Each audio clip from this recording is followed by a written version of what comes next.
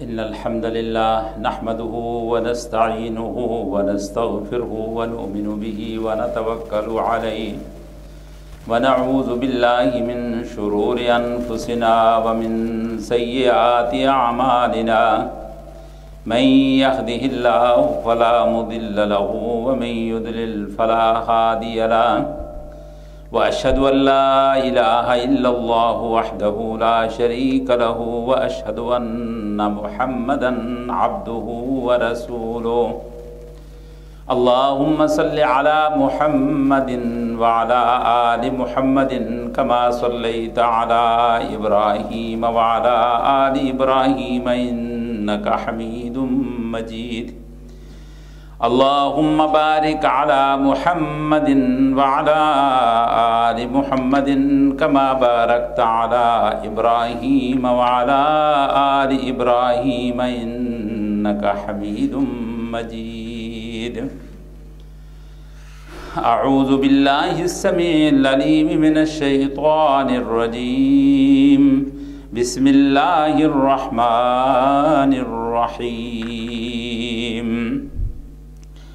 هو الذي أرسل رسوله بالهدى ودين الحق ليظهره على الدين كله وكفى بالله شهيدا محمد رسول الله والذين معه أشداء على الكفار رحماء بينهم تراهم ركعا سجدا يبتغون فضلا من الله ورضوانا سيماهم في وجوههم من أثر السجود ذلك مثلهم في التوراة ومثلهم في الإنجيل كزرع أخرج شطأه فآزره فاستغلظ فاستوى على سوقه يعجب الزراع ليغيظ بهم الكفار وعد الله الذين آمنوا وعملوا الصالحات منهم مغفرة وأجرا عظيما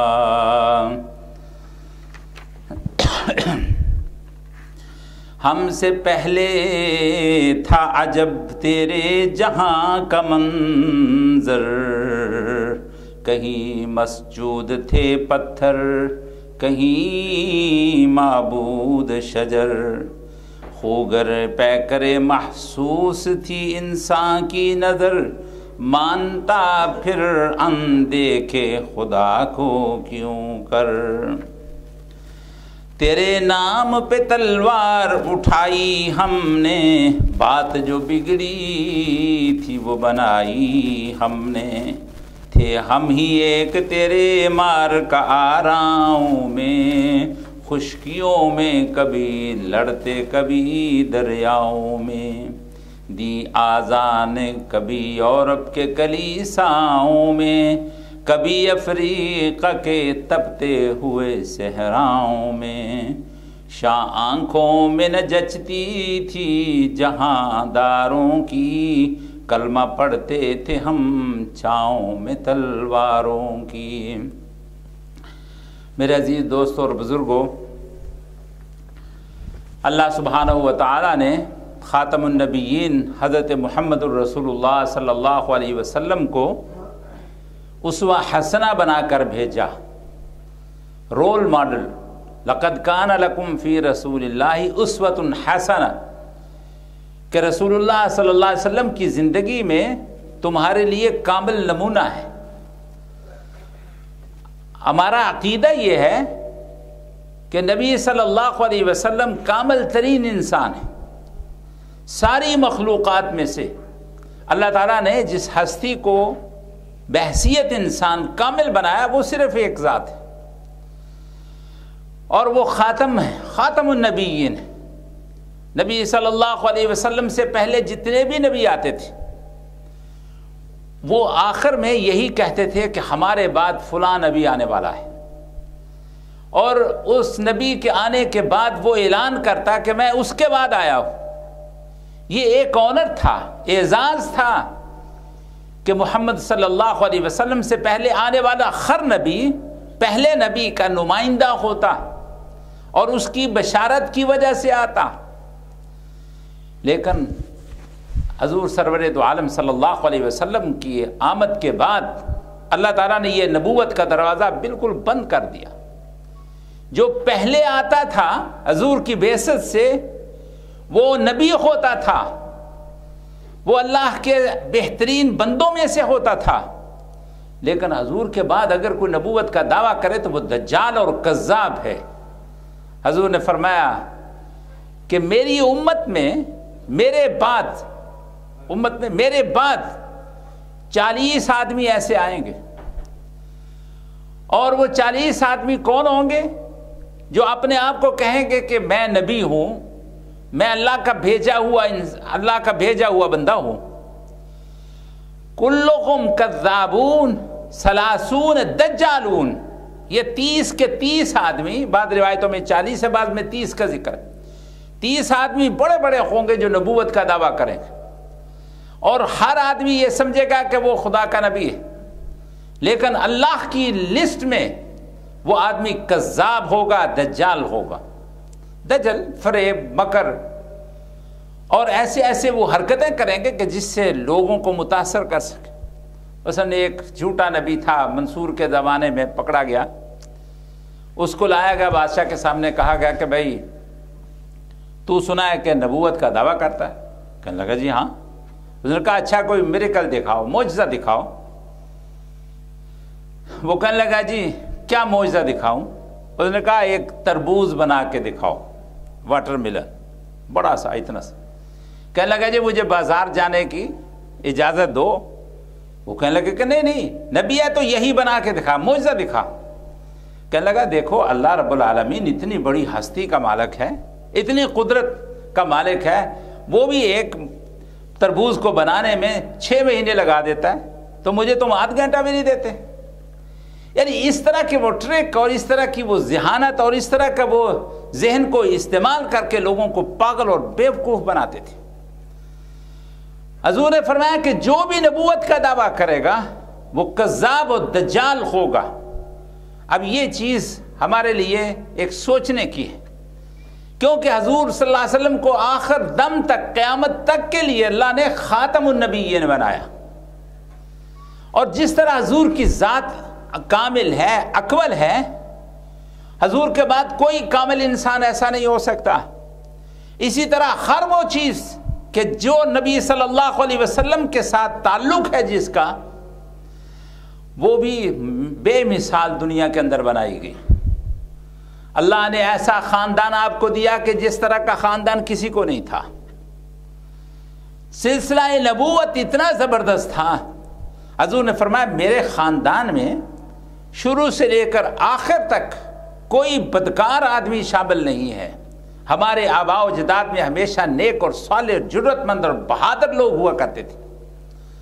سب سے بہترین جو سلسلہ ہے، جو چین ہے، فیملی ٹری ہے، وہ محمد صلی اللہ علیہ وسلم کا۔ اسی طرح حضور کی تمام کارکردگی، حضور کی فیملی، حضور کے خاندان، یہ سب کے سب منفرد مقام ہے ان کو۔ اسی طرح اللہ نے چاہا کہ اپنے نبی کے جو ساتھی بنے، جو اس کے رفیق بنے، وہ بھی پوری دنیا میں انوکھے اور ممتاز ہوں۔ کسی نبی کو اس طرح کے صحابہ نہیں ملے، کسی نبی کو اس طرح کے یاران غار نہیں ملے۔ حضرت عیسیٰ علیہ السلام خود، یہ جو آج کل بائبل ہے جس کو یہ یہودیوں عیسائیوں کا کلام اور یہ خدا کا کلام اس کو کہتے ہیں، مشترکہ ایک کتاب ہے ان کی، اس کے اندر بھی حضرت عیسیٰ علیہ السلام کا ذکر کیا کہ ان کے 30 ساتھی تھے، صرف 30 آدمی تھے، اور ان میں سے ایک آدمی نے گورنمنٹ سے 30 روپے لے کر حضرت عیسیٰ علیہ السلام کو پکڑوا دیا۔ موسیٰ علیہ السلام کو ساتھی ملے، لیکن پورا قرآن ان کا رولا دہائی ذکر کرتا ہے، کبھی بھی سکھ کا سانس انہوں نے اپنے نبی کو نہیں لینے دیا گا۔ اللہ تعالیٰ نے فرمایا اس طرح کے سوال کرتے تھے، اس طرح کے الٹ پلٹ ان کے ساتھ الجھتے تھے نبی کے ساتھ، کہ جو ان کی شایان شان نہیں تھا، اور یہ یہودی بھی اسی طرح محمد صلی اللہ علیہ وسلم کو تنگ کرنے کے لیے سوال کرتے ہیں. فرمایا لا تسألوا رسولکم کما سئل موسیٰ من قبل، کہ اس طرح کے سوال نہ کیا کرو جس طرح موسیٰ علیہ السلام سے کیے جاتے تھے اور ان کو اذیت اور تکلیف دی جاتی تھی.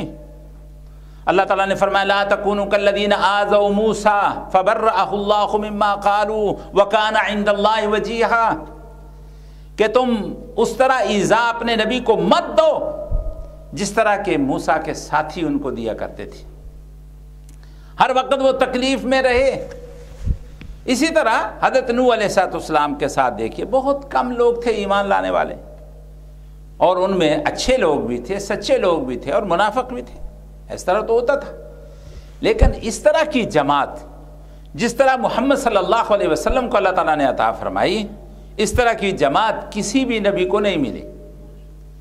اور ایک موقع ایسا آیا جب آپ نے بدر کا اعلان کیا کہ جنگ کرنی ہے، جنگ کے لیے جانا ہے، سارے لوگوں سے آپ نے مشورہ کیا، مشاورت کے ساتھ اس طرح کے بڑے بڑے کام حضور فرمایا کرتے تھے.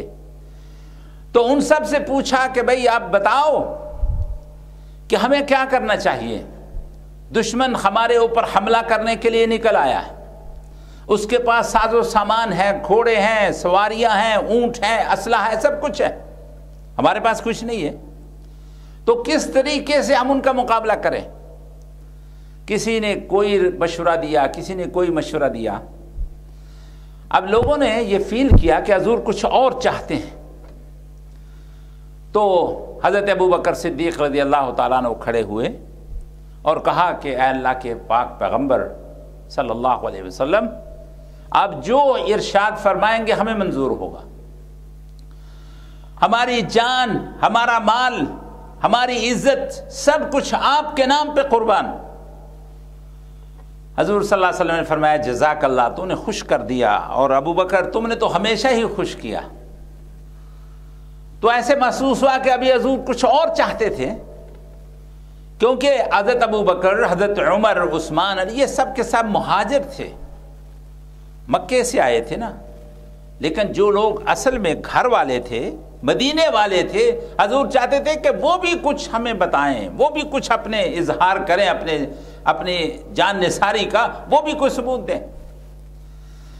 تو حضرت مقداد رضی اللہ تعالیٰ عنہ مہاجر تھے، کھڑے ہوئے، اور ایک روایت میں سعد بن عبادہ کا بھی ذکر تھا، وہ بھی کھڑے ہوئے، اور انہوں نے کیا خوب تقریر کی، تفسیر اور حدیث کی اور سیرت کی کتابوں کے اندر ان کی تقریر لفظ بلفظ.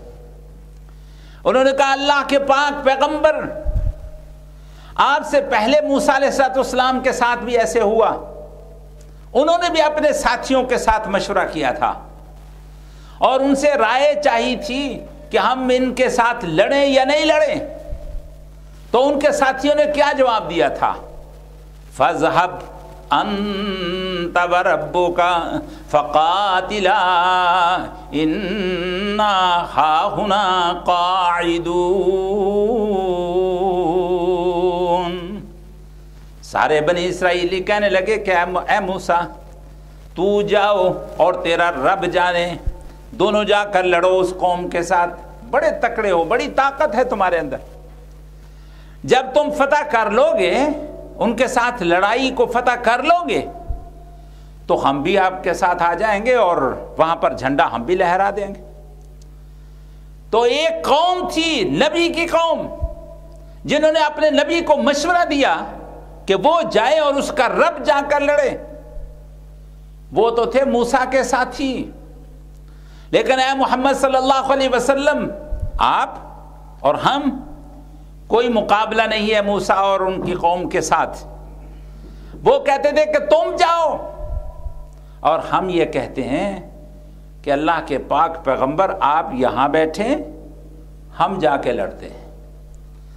وہ کہتے تھے کہ تم بڑے تکڑے ہو، ہم کہتے ہیں کہ تم بڑی عزت والے ہو.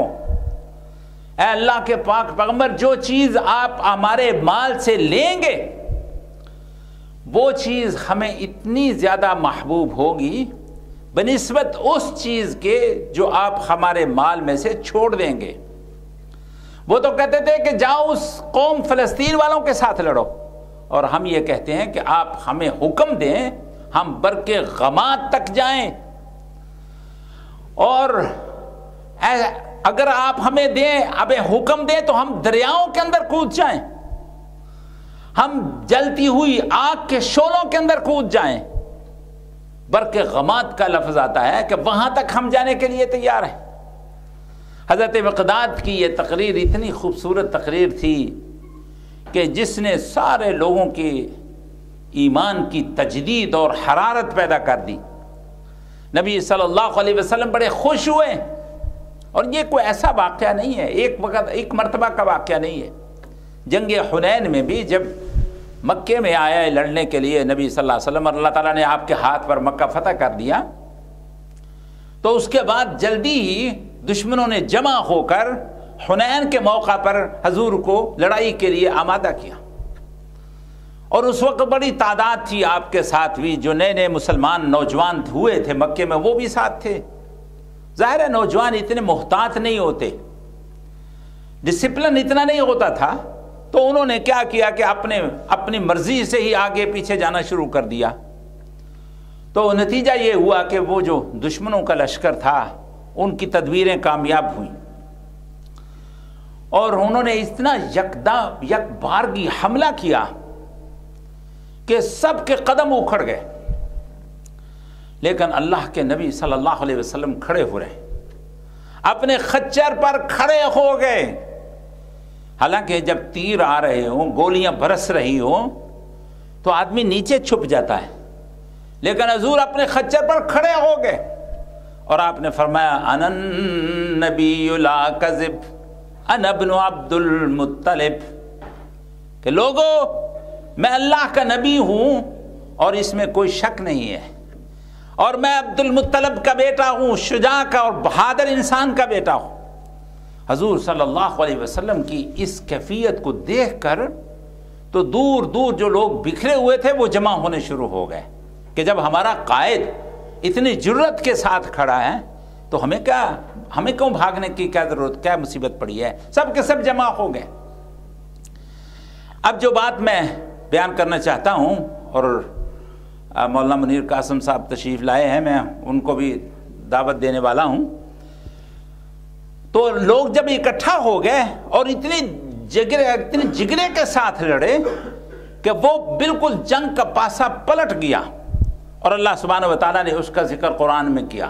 لَقَدْ نَصَرَكُمُ اللَّهُ فِي مَوَاطِنَ كَثِيرَةٍ وَيَوْمَ حُنَيْنٍ إِذْ أَعْجَبَتْكُمْ كَثْرَتُكُمْ فَلَمْ تُغْنِ عَنْكُمْ شَيْئًا وَضَاقَتْ عَلَيْكُمُ الْأَرْضُ بِمَا رَحُبَتْ ثُمَّ وَلَّيْتُمْ مُدْبِرِينَ ثُمَّ أَنزَلَ اللَّهُ سَكِينَتَهُ عَلَى رَسُولِهِ وَعَلَى الْمُؤْمِنِينَ وَأَنزَلَ عَلَيْهِمُ السَّكِينَةَ وَأَنزَلَ عَلَيْهِ السَّكِينَةَ وَنَصَرَهُ اللَّهُ، فرمایا کہ جب حنین کے موقع پر اللہ نے تمہاری مدد کی اور اپنے رسول پر سکینت نازل فرما دی۔ یہ سکینت جو اطمینان ہوتا ہے دل کا، اس کا نام ہے۔ تو اللہ تعالیٰ نے ایسا پاسا پلٹ دیا، اور اس کے بعد اتنا جنگ کا مال اتنا اکٹھا ہو گیا۔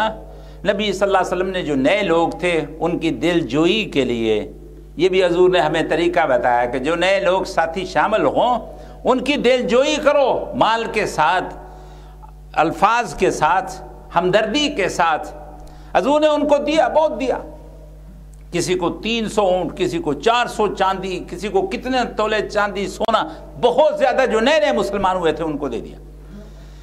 تو اب جو یہ بوڑھے تھے نا جو مدینے سے ساتھ آئے تھے، وہ تو بڑے، ان کا تو ایمان بڑا پختہ تھا، ان کے اندر تو یہ بات پیدا نہیں ہوئی کہ بھئی حضور نے ہمیں کیوں نہیں دیا۔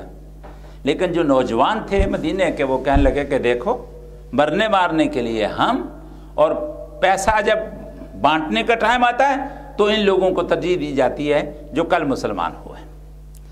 نبی صلی اللہ علیہ وسلم کو خبر ملی، حضور بہت اچھے خطیب تھے، انسان کی سائیکالوجی، اس کی نفسیات کو پوری طرح جانتے تھے۔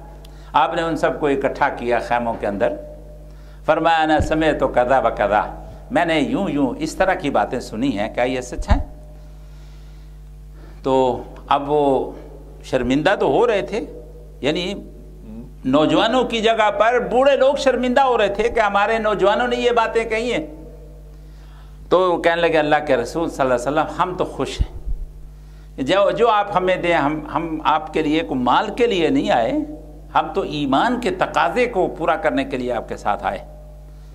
نبی صلی اللہ علیہ وسلم نہیں، تم نے سچ نہیں کہا. تمہیں یہ کہنا چاہیے تھا کہ اے محمد صلی اللہ علیہ وسلم، تمہیں اپنے خاندان والوں نے اکیلا چھوڑ دیا، ہم نے تمہاری مدد کی. اپنوں نے تمہیں دیس نکالا دیا، ہم نے اپنے گھر میں آپ کو جگہ دی. انہوں نے آپ کے ساتھ کفر کیا، ہم نے آپ کے ساتھ ایمان لایا. انہوں نے آپ کے سینے سے سب کچھ کھینچ لیا اور ہم نے اپنا سینہ آپ کے لیے پیش کر دیا. جہاں آپ کا پسینہ بہے گا وہاں ہمارا خون بہے گا. تمہیں یوں کہنا چاہیے تھا کہ اے محمد صلی اللہ علیہ وسلم، تمہاری حالت تو یہ ہے کہ تم نے صحیح جواب نہیں دیا. فرمایا کہ دیکھو یہ لوگ جن کو میں دے رہا ہوں یہ مکے میں رہتے ہیں. بے شک مکہ میرا جنم بھومی ہے، یہاں میں پیدا ہوا ہوں، لیکن سچی بات تو یہ ہے کہ میں تمہارے ساتھ جاؤں گا، مدینے میں رہوں گا، وہیں مروں گا. اب جو صحابہ نے اس طرح کی بات سنی اور اتنے جذباتی انداز میں یہ گفتگو ہوئی تو اب وہ لوگ رونے لگ گئے اور کہنے لگے کہ اے محمد صلی اللہ علیہ وسلم، آپ سب کچھ ان کو دے دیجئے اور ہمارے لیے صرف محمد ہی رہنے دیجئے. اس طرح کے جان نثار لوگ اللہ سبحانہ و تعالیٰ نے حضور صلی اللہ علیہ وسلم کو دیے. بہرحال اس بات پر انشاءاللہ آگے گفتگو ہوگی. حضرت مولانا منیر قاسم صاحب ہماری جماعت کے بڑے پرانے بزرگ، تو ہم ان کو نہیں کہہ سکتے کیونکہ وہ بزرگ کہلانا بھی نہیں چاہتے. بہرحال ہمارے لیے تو قابل احترام ہیں. وہ تشریف لائیں اور اپنے خوبصورت انداز میں صحابہ اکرام کی سیرت بیان کریں. حضرت مولانا منیر قاسم صاحب.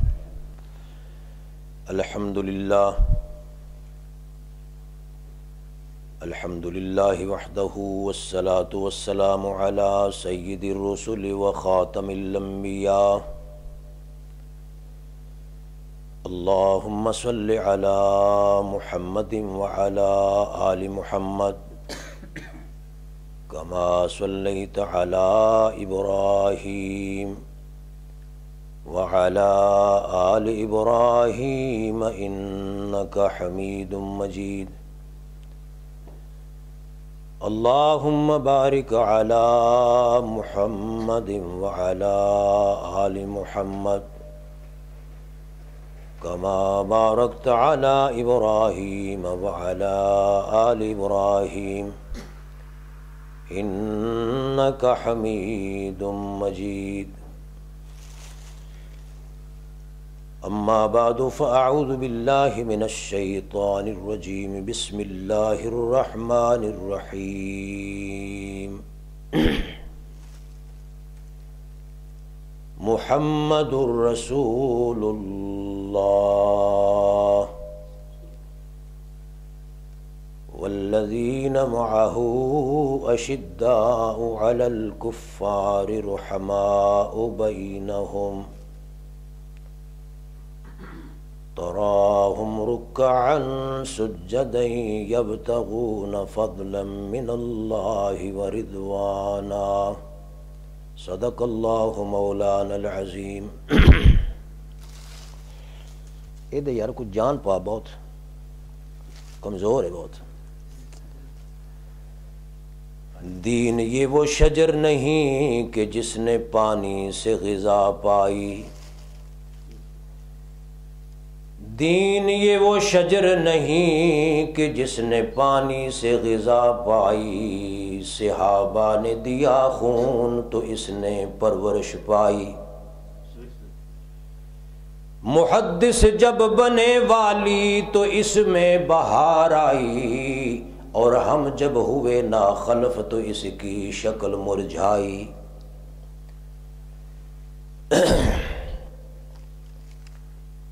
حضرات علماء کرام، اور میرے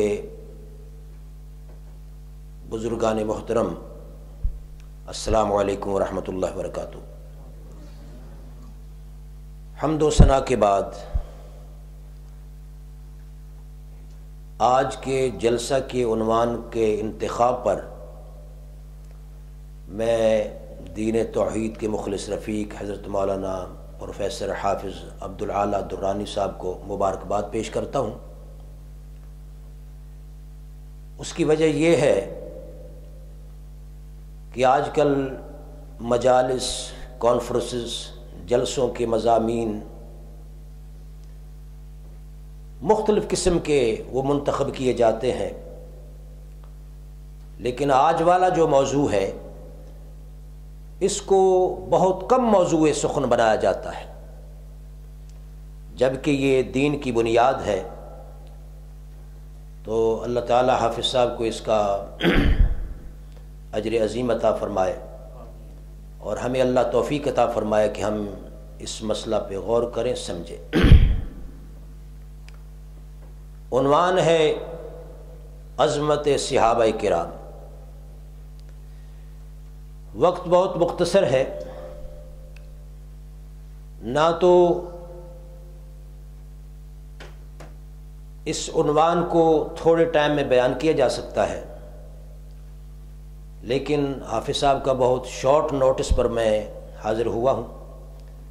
جو باتیں اللہ کو منظور ہوگی، وما تشاءون الا ان یشاء اللہ رب العالمین، جو اللہ چاہتے ہیں وہی بات نکلتی ہے۔ تو دعا فرمائیے سب سے پہلے مجھے خود کو سمجھنے کی اللہ توفیق دے، پھر سمجھانے کی، اور پھر کتاب و سنت کی روشنی میں بات کرنے کی توفیق عطا فرمائے۔ میرے بہت ہی قابل احترام بھائیوں، صحابی کس کو کہتے ہیں؟ جو ایمان کی حالت میں رسول اکرم، رسول محتشم جناب محمد الرسول اللہ صلی اللہ علیہ وسلم کو دل کی گہرائیوں سے مان لیتا ہے، اللہ کی توحید، اللہ کے نبی پاک کی رسالت کو مان لیتا ہے، وہ صحابی ہے۔ اور اگر کوئی ایسا صحابی ہو جو آنکھوں سے نابینا ہے، وہ رسول اکرم صلی اللہ علیہ وسلم کو نہیں دیکھ سکتا،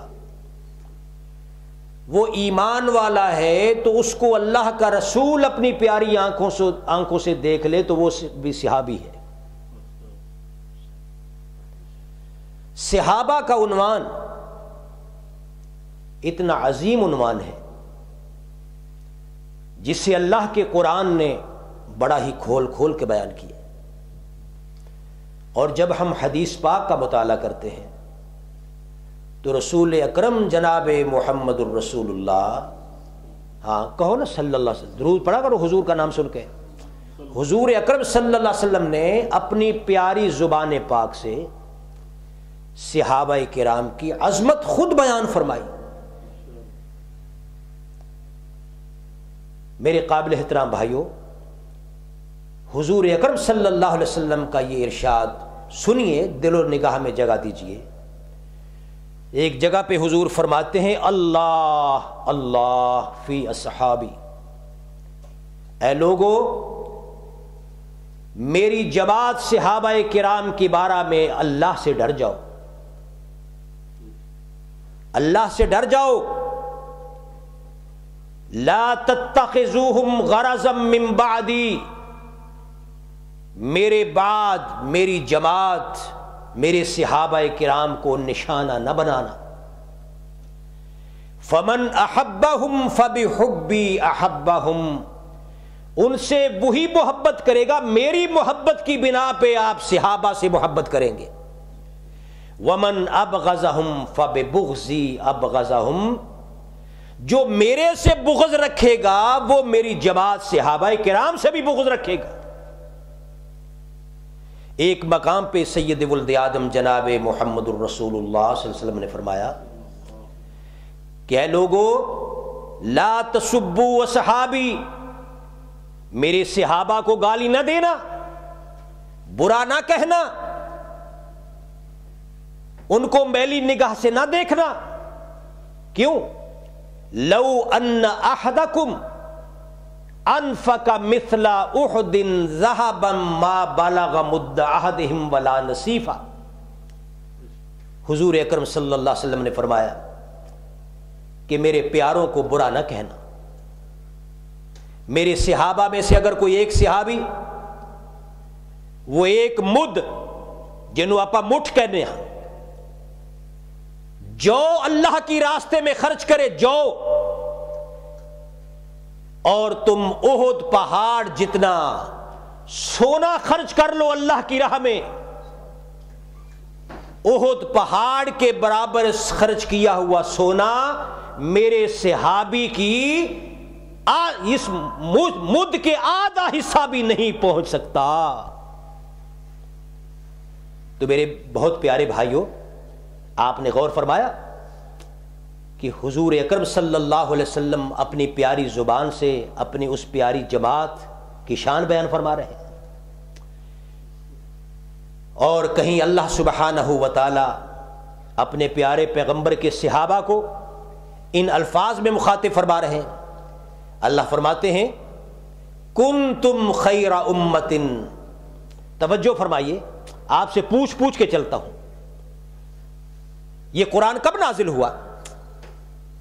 حضور اکرم پہ نازل ہوا نا، اور اس وقت صحابہ کرام موجود تھے، تو سب سے پہلے اللہ کن کو مخاطب کر رہا ہے؟ اللہ فرماتے ہیں کنتم خیر امت، تم تو بھلی امت ہو، تم تو بہترین امت ہو۔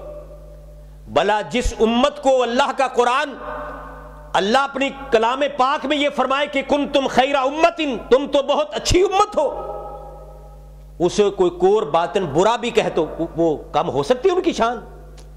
اللہ فرماتے کنتم خیر امت، تم بہت بھلی امت ہو، اور تم اپنے لیے نہیں بلکہ اخرجت للناس، تمہارا تو معرض وجود میں آنا ہی اس لیے ہے کہ تم لوگوں کو گائیڈ کرنے کے لیے دنیا میں بھیجے گئے ہو۔ اس آیت کریمہ کے سب سے پہلے مخاطب حضور اکرم صلی اللہ علیہ وسلم کے صحابہ کرام ہیں۔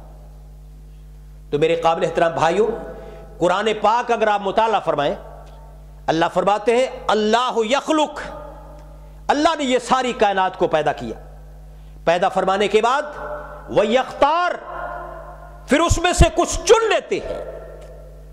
تو جتنی اللہ کی مخلوقات کی انواع و اقسام ہیں، پیدا فرمانے کے بعد ہر چیز سے میرے اللہ نے کسی نہ کسی چیز کو منتخب کیا ہے، چن لیا ہے۔ جیسے دنیا میں جتنے عبادت خانے ہیں، اللہ نے بیت اللہ شریف کو چنا ہے کہ نہیں؟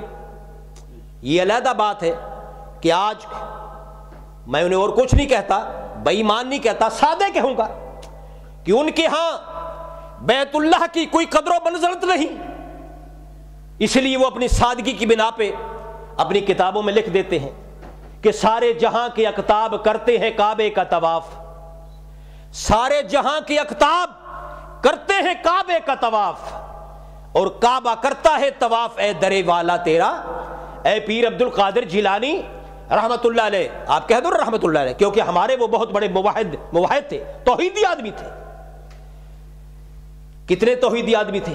مثلا انہوں نے ایک جگہ پہ فرمایا پیر عبد القادر جیلانی رحمت اللہ علیہ نے کہ من اعتقد ان النبی صلی اللہ علیہ وسلم یعلم الغیب فہو کافر، کتنے موحد کہ اللہ کے سوا کسی اور کو عالم الغیب کہنے والا وہ کافر ہو جاتا ہے۔ میں نہیں کہہ رہا، پیر جیلانی فرما رہے ہیں۔ تو سادے بھائی کتابوں میں لکھ دیتے ہیں کہ سارے جہاں کے اقطاب کرتے ہیں کعبے کا طواف۔ یہ دنیا دی جتے پیر ہے نا، ایک کعبہ شریف دا طواف کر دے تے کعبہ اے خود طواف کردہ اے پیر جیلانی تیرا۔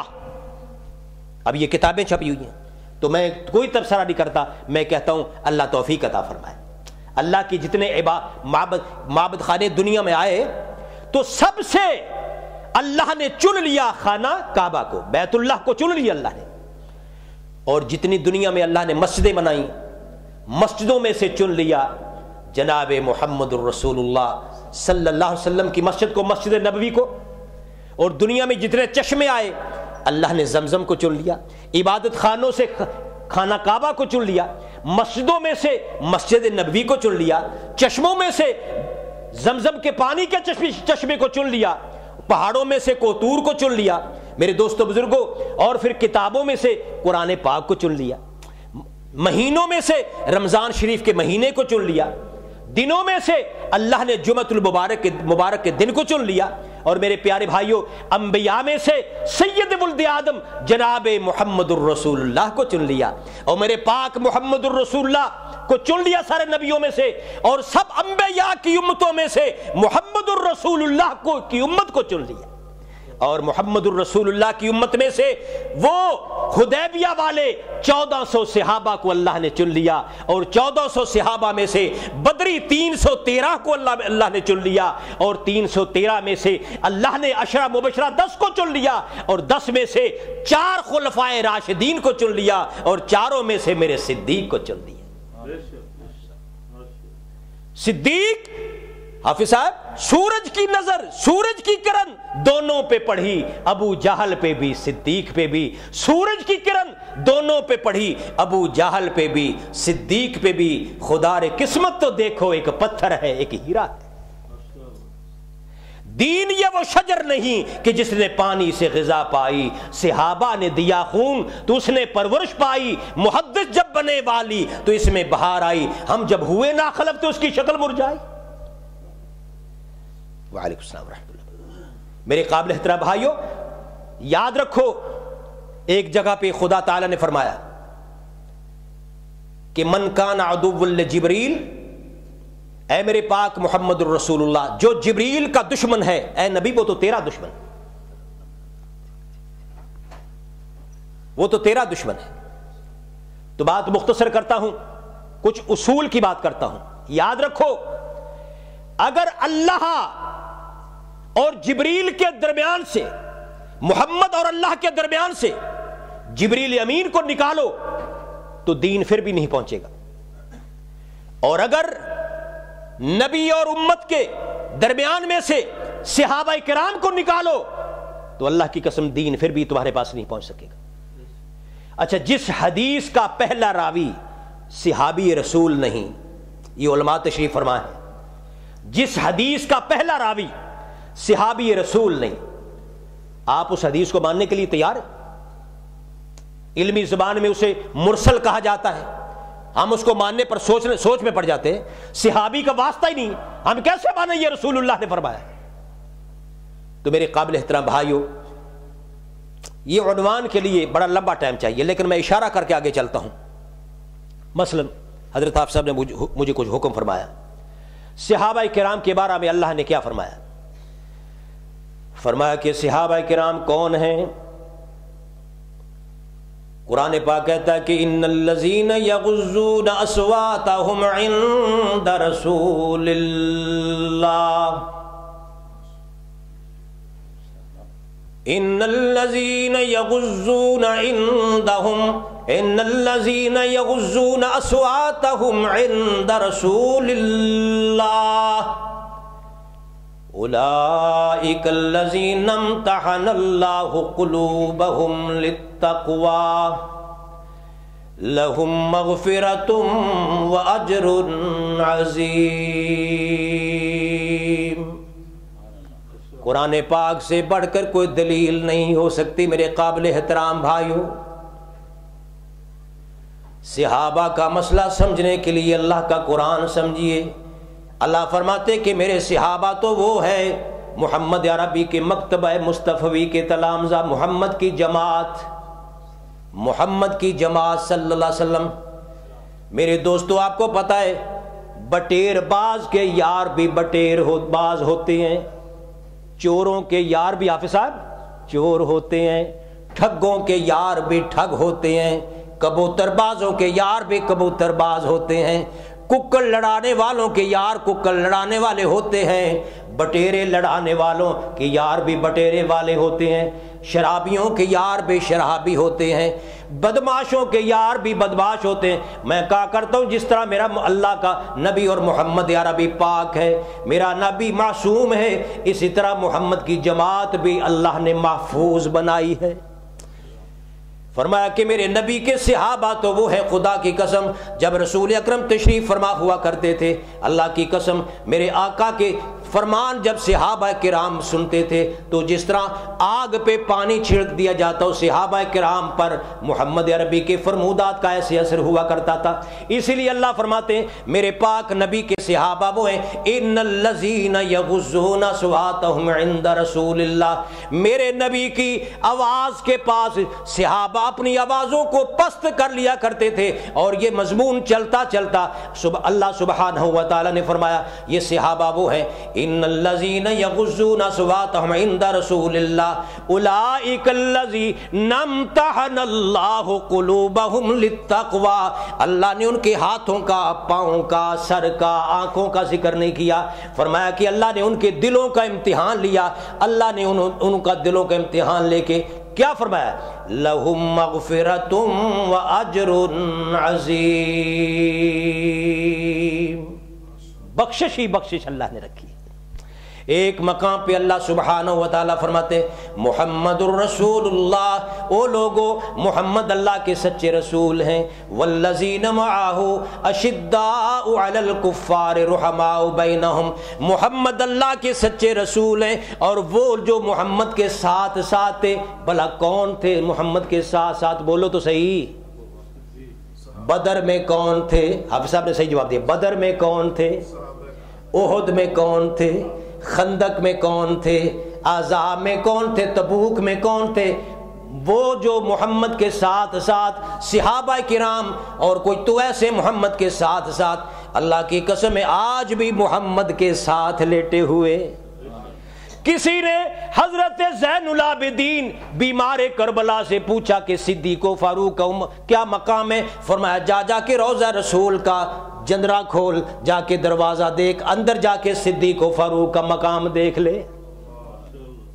اچھا علماء کرام تشریف فرمائے، ان سے پوچھ لے حضور نے کیا فرمایا؟ ما بین بیتی و منبری روضۃ من ریاض الجنہ، میرے گھر سے لے کر میرے منبر کے درمیان کیا ہے؟ یہ جنت کا ٹکڑا ہے، یہ جنت کا۔ اور حافظ صاحب میں ایک دن مطالعہ کر رہا تھا، شیعہ بھی یہی مانتے ہیں، شیعہ بھی کہتے ہیں جنت کا ٹکڑا۔ اچھا پھر قرآن پاک کی دوسری آیت سن لیجئے، کافر منافق کا مقام کہاں ہے؟ فرمایا مأواہ جہنم، کافر و منافق کا مقام مأواہ جہنم وساءت مصیرا، کافر اور منافق کا جو مقام ہے وہ جہنم اور بہت برا ٹھکانہ ہے۔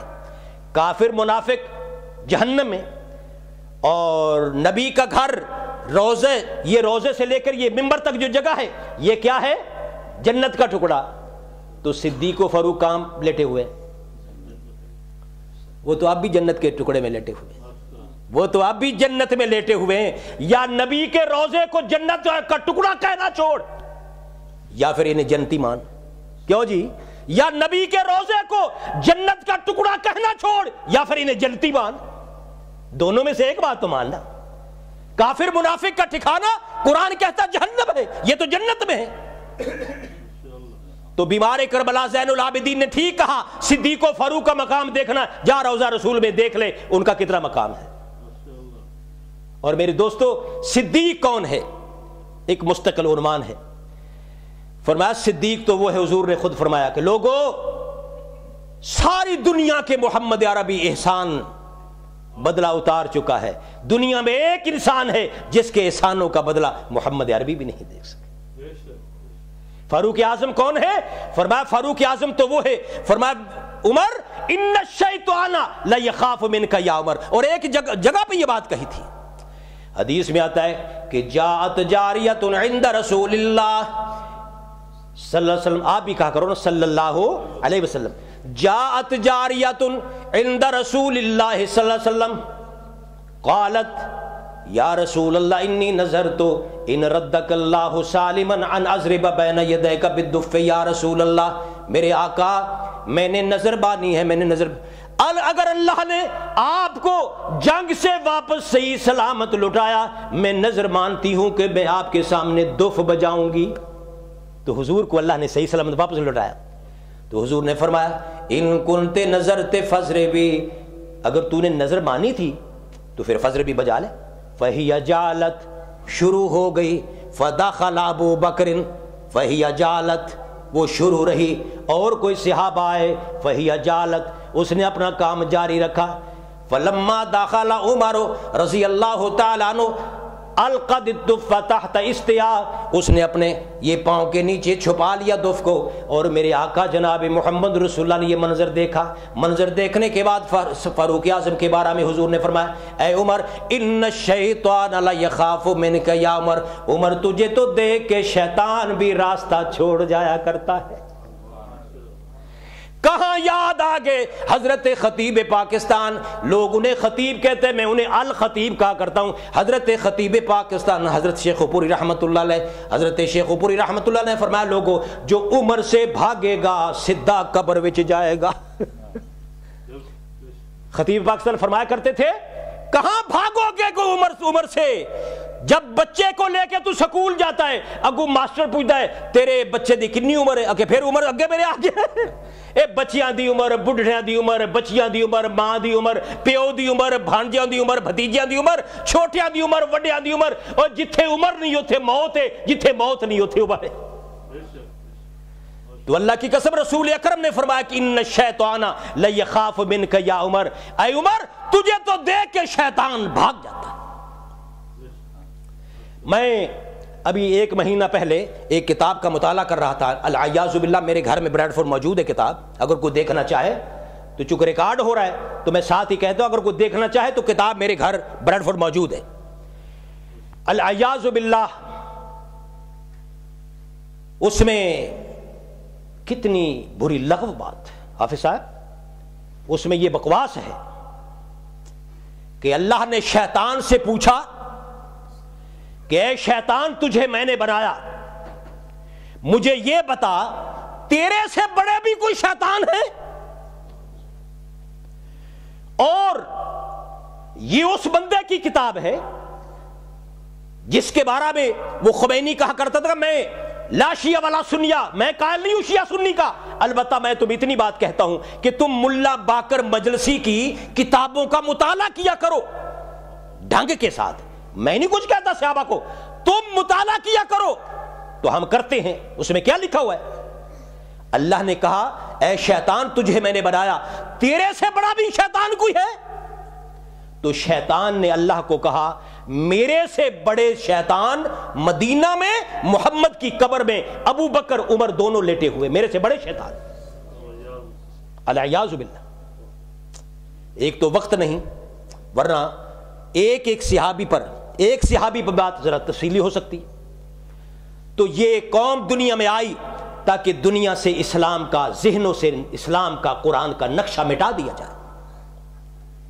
اور میرے دوستو جو قرآن پاک کے بارے میں کہیں 12 لوگ اس پہ سائن کریں کہ یہ قرآن ہی شراب خور خلفاء کا جمع کیا ہوا ہے، تو اب صحابہ کرام کی بات تو بعد میں آتی ہے۔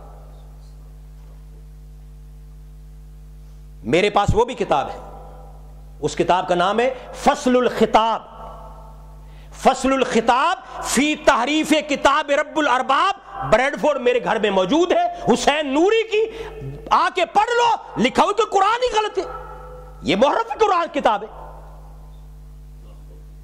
میں یہ نہیں کہتا کہ کتاب میرے پاس نہیں کہیں اور نہیں، میرے پاس ہیں جو میں حوالے دے رہا ہوں، آ کے میرے گھر آپ دیکھ سکتے ہو۔ بھئی جو قرآن پاک کو صحیح نہ مانے اللہ کی کتاب، صحابہ کرام کا تو مسئلہ بعد میں آتا ہے۔ تو یاد رکھیے صحابہ کرام کی وہ ذوات ہیں جن کے بارے میں اللہ کے قرآن نے کہا۔ مثلا ایک جگہ پہ اللہ نے فرمایا، اللہ فرماتے کہ رضی اللہ عنہم ورضوا عنہ، لوگوں صحابہ کا مسئلہ قرآن پاک نے حل کر دیا ہے، فرمایا کہ رضی اللہ عنہم ورضوا عنہ، او لوگوں ناراض رہو یا خوش رہو، صحابہ تو وہ ہیں کہ اللہ فرماتے ہیں میں ان پہ راضی ہو گیا ہوں، وہ اللہ پہ راضی ہو گئے۔ ملنگ ناراض رہے۔ میں مطالعہ کر رہا تھا، حضرت امام الہند حضرت ابوالکلام آزاد رحمۃ اللہ علیہ وہ فرما رہے تھے کہ یہ کیا ہوا کہ رضی اللہ عنہم، اللہ تعالیٰ ان پہ راضی ہو گیا صحابہ کرام پر۔ وہ کیسے راضی ہوئے؟ امام الہند فرماتے ہیں ان کے راضی ہونے کا مطلب یہ کہ جب حضرت خبیب رضی اللہ تعالیٰ عنہ کو سولی پہ چڑھایا گیا تو بامر مجبوری سولی پہ نہیں چڑھے، بلکہ سولی کے پھندے کو چوم کے انہوں نے سولی پر چڑھنے کے لیے تیار ہوئے۔ امام الہند فرماتے ہیں صحابہ نے دین کے لیے تکلیفیں کھائی ہیں، مجبوری کے لیے نہیں، بلکہ ان تکلیفوں کو قبول کر کے دل و دل کی محبت کے ساتھ انہوں نے قبول کیا۔ اللہ میاں اس لیے تو حضرت خبیب کہتے ہیں کہ وَلَسْتُ بَالِي حِينَ أُقْتَلُ مُسْلِمًا، میرے مولا مجھے کوئی پرواہ نہیں، اگر میری جان دین توحید پہ جا رہی ہو تو میرے سے بڑھ کے خوش نصیب کون ہو سکتا ہے؟ انہوں نے دین توحید کی خاطر جو تکلیفیں کاٹی ہیں، ہجرتیں کی ہیں، مکہ سے گئے ہیں اور ان کے سینے پہ پتھر رکھے جا رہے ہیں، گھسیٹا جا رہا ہے، بامر مجبوری نہیں بلکہ انہوں نے تو محبت کے ساتھ چوم کے گلے میں ڈال لیے، پھندوں کو ڈال لیا ہے۔ اللہ ان پہ راضی ہو گیا ہے اور وہ اللہ پہ راضی ہو گئے۔ کس کس صحابی کی بات کروں؟ سیدنا فاروق اعظم رضی اللہ تعالیٰ عنہ جب ایمان قرآن انہیں نصیب ہوتا ہے، بہن کہتی بھائی جان لمبا واقعہ ہے، میں ایک بات وہاں سے کرتا ہوں، بہن کہتی بھائی جان تشریف رکھو، کچھ آپ غور و فکر کرنا شروع کر دیا آپ نے، کچھ میرے پاس کھانا تو کھا لو۔ فرمانے لگا بہن اب بیٹھنے کے لیے میں ہرگز تیار نہیں، کیوں؟ اس لیے میں جلدی جانا چاہتا ہوں اس محمد عربی کی خدمت میں اس زندگی پہ لعنت بھیجتا ہوں جو محمد عربی کی جدائی میں زندگی گزرے۔ محمد کے دی میں قدم رکھ چکا ہوں، میں جہنم کو جنت بنانے چلا ہوں۔ اللہ اکبر۔ محمد کے دی میں قدم رکھ چکا ہوں، میں جہنم کو جنت بنانے چلا ہوں، خلوص محبت سے لبریز ہو کر نئی ایک دنیا بسانے چلا ہوں۔ میں تیرے پاس بیٹھنے کے لیے تیار نہیں، میں تجھ لعنت بھیجتا ہوں زندگی پر جو محمد عربی کی جدائی میں گزرے۔ فاروق اعظم وہ ذات گرامی جب محمد عربی کے پاس پہنچتے، سرکار دو عالم صلی اللہ علیہ وسلم کھڑے ہو کے جھٹکا دیتے، عمر تجھے کیا خیال ہے تو اس وقت تک نہیں میرے پاس آئے گا جب تک کو کھٹکھٹانے والی تجھے اپنے مقام پہ نہ پہنچا دے، اور میرے نبی کے پاس پہنچ کر اسی وقت ایمان قبول کرتے۔ فاروق اعظم وہ ذات ہے جس کے آنے پہ محمد الرسول اللہ نعرہ تکبیر لگائی۔ اللہ اکبر کبیرہ والحمدللہ کثیرہ۔ میرے دوستو وقت اجازت نہیں دیتا، میں نے تھوڑے سے چند باتیں پیش کی ہیں، اللہ تعالی ہمیں صحابہ کرام کی محبت نصیب فرمائے۔ آخری بات سن لیجئے، سب سے بڑا لوگوں کا دشمنوں کا سوال یہ ہے کہ حضرت فاطمہ الزہرا نے مطالبہ کیا تھا کہ میرا باغ دے دو، باغ فدق۔ صدیق اکبر فاطمہ الزہرا کا باغ کھا گیا، العیاذ باللہ۔ کہتے ہیں کہ فاطمہ الزہرا کسی اور کو ساتھ لے کے باغ کا جا کے مطالبہ کیا، اور آگے صدیق نے ایک بات بنا لی۔ میرا سوال یہ ہے کہ وہ خلیفہ مان کے گئے تھے کہ بن مانے؟ وہ خلیفہ مان کے گئے تھے یا بن مانے؟ بولو نا، مان کے، کیونکہ فیصلہ تو خلافت نے کرنا تھا۔ اگر وہ مان کے گئے سن تو انہوں پیڑ پہ تھی، اور اگر خلیفہ نہیں مان کے گئے تھے تو لین کی گئے سن۔ نہیں سمجھے گل؟ خلیفہ ماننا ہے تو بھی مانو، اور نہیں ماننا تو لین کی گئے۔ میرے دوستو یہ صحابہ کرام کے خلاف ایک سازش ہے، اللہ تعالی ہمیں اس سے محفوظ فرمائے اور صحابہ کی محبت نصیب فرمائے۔ وآخر دعوانا الحمدللہ رب العالمین۔